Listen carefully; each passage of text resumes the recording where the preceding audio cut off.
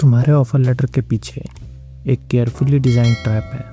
जो big shiny package तुम्हें दिखाया जाता है वो श्रिंक होने के लिए ही डिज़ाइंड है। कोई स्कैम नहीं, ना कोई धोखा, बस क्लेवर डिज़ाइन जिसके शिकार इवन एक्सपीरियंस्ड लोग भी बन जाते हैं। पर एक बार तुम ट्रिक समझ गए तो कोई भी ऑफर लेटर तुम्हें बेवकूफ़ नहीं बना पाएगा। लेकिन पहले केस फाइल खोलते हैं। ये है अंकुश। स्टार्टअप में जॉब मिला, CTC 42.5 लाख। घर वालों को बताया, सेलिब्रेशन हुआ।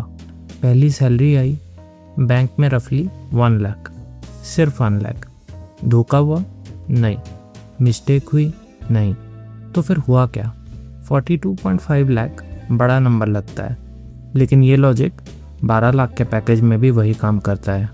फुल टाइम डिटेक्टिव स्टाइल में इस केस के 2 सस्पेक्ट्स हैं। एक मास्टरमाइंड है और एक वर्डिक है जो तुम्हारी ज़िंदगी में काम आएगा। चलो मिलते हैं पहले सस्पेक्ट से। CTC का स्ट्रक्चर। कंपनी जब ऑफ़र देती है एक नंबर दिखाती है, CTC कॉस्ट टू कंपनी। ये वो सब कुछ है जो कंपनी तुम्हारे ऊपर स्पेंड करेगी, इंक्लूडिंग वो चीज़ें जो तुम्हारे बैंक अकाउंट में कभी नहीं आएंगी। यहाँ आता है उस बंदे का जीनियस जिसने CTC का डिज़ाइन निकाला होगा। CTC कोई गवर्नमेंट का डिफाइंड टर्म नहीं है, कोई लेबर लॉ नहीं है जो इसे कंट्रोल करे। कंपनी अपने हिसाब से ये नंबर बना सकती है। मार्केटिंग जीनियस ने सोचा, हायर CTC दिखाने से कंपनी खुश, पेरेंट्स खुश, कैंडिडेट खुश, तीनों को एक ही नंबर ने खुश कर दिया। तो फिर एक्चुअली बैंक में आया क्या? Basic HRA special allowance. ये मिलके ग्रॉस सैलरी बनता है। ग्रॉस में से TDS यानी इनकम टैक्स डिडक्ट होता है, प्रोफेशनल टैक्स डिडक्ट होता है और PF का कंट्रीब्यूशन डिडक्ट होता है। जो बचता है वो इन हैंड है, वो नंबर जो अंकुश के अकाउंट में आया था। सिंपल एग्जांपल लेते हैं।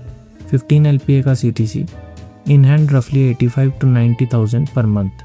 15 डिवाइडेड बाय 12 यानी 1.25 लाख वो नहीं मिलता है। इतना गैप सिर्फ CTC के स्ट्रक्चर और टैक्स से। लेकिन सस्पेक्ट नंबर 1 असली मास्टरमाइंड नहीं है। अंकुश अभी भी कंफ्यूज था। ये तो सिर्फ शुरुआत थी। एंट्री होती है सस्पेक्ट नंबर 2 की, सेकेंड ईयर का शॉक। अंकुश के ऑफर लेटर को ड्रिल डाउन करते हैं। Base 15 lakh, variable 1.5 lakh, joining bonus 4 lakh, relocation 2 lakh. ESOPs तो थे ही, वो बाद में आएंगे इस केस में। पहला साल सब मिला, मंथली कंफर्टेबल लगा। फिर सेकेंड ईयर आया, ज्वाइनिंग बोनस गायब, सिर्फ एक बार के लिए था वो। रिलोकेशन गॉन, वो भी एक बार के लिए था। वेरिएबल सिर्फ 60% मिला। इस साल कंपनी का परफॉर्मेंस एवरेज ही था, साथ ही में अंकुश का भी परफॉर्मेंस एवरेज ही था। PF थोड़ा बढ़ा क्योंकि इंक्रीमेंट मिला, बेसिक बढ़ा, कंट्रीब्यूशन भी बढ़ा। इन हैंड पहले साल से भी कम फील हो रहा है। इंक्रीमेंट आया था फिर भी। ये सरप्राइज नहीं था, ये बाय डिज़ाइन था। ज्वाइनिंग बोनस, रिलोकेशन बोनस सिर्फ पहले साल के लिए हैं। वेरिएबल 100% एज्यूम करके CTC में डाला जाता है। फुल मिलना रेयर है। ग्रेचुइटी 5 साल से पहले जॉब छोड़ने पे नहीं मिलती है, पर CTC में दिखाई ज़रूर जाती है। मार्केटिंग जीनियस का काम था, पहला इंप्रेशन अमेजिंग बनाओ, बाकी फिगर आउट हो जाएगा।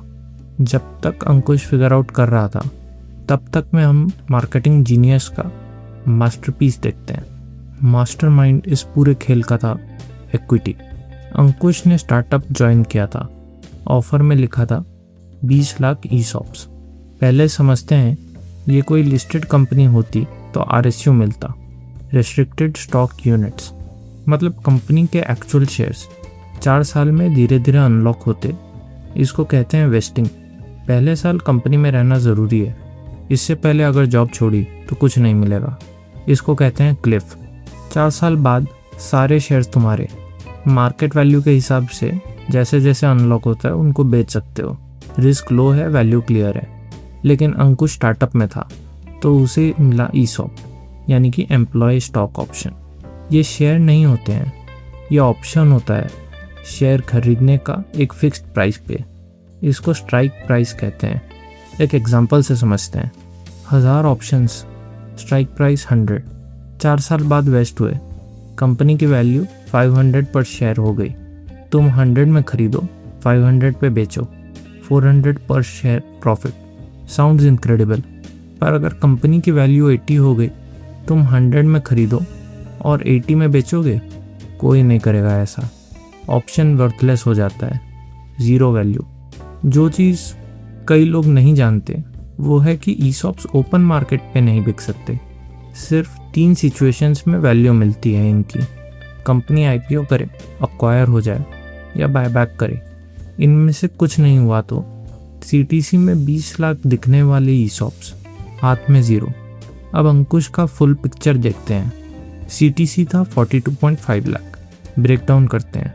बेस था 15 lakh, joining bonus 4 lakh, relocation 2 lakh, ESOP 20 lakh on paper over 4 years, variable 1.5 lakh. पहले साल एक्चुअली मिलेगा 27.5 लाख, और वो भी तभी जब सब कुछ परफेक्टली मिला। दूसरे साल से ज्वाइनिंग बोनस और रिलोकेशन के 6 लाख गायब। ESOP का वैल्यू स्टार्टअप है तभी मिलेगा जब कोई लिक्विडिटी इवेंट आए। इक्विटी आइसिंग ऑन केक है, केक नहीं। फिक्स सैलरी तुम्हारा फाउंडेशन है। अब आते हैं वर्डिक्ट पे।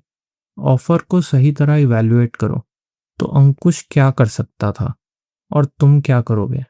ऑफर आए तो सबसे पहले वेरिएबल, ज्वाइनिंग बोनस, इक्विटी सब एक तरफ रखो। ये तुम्हारे बैंक अकाउंट में एक्चुअली हिट होगा। फिर सेकेंड ईयर का एस्टिमेट लगाओ। ज्वाइनिंग बोनस माइनस करो, realistic variable low. 60 to 70% assume करना सेफ रहता है। ये तुम्हारा रियल बेसलाइन है।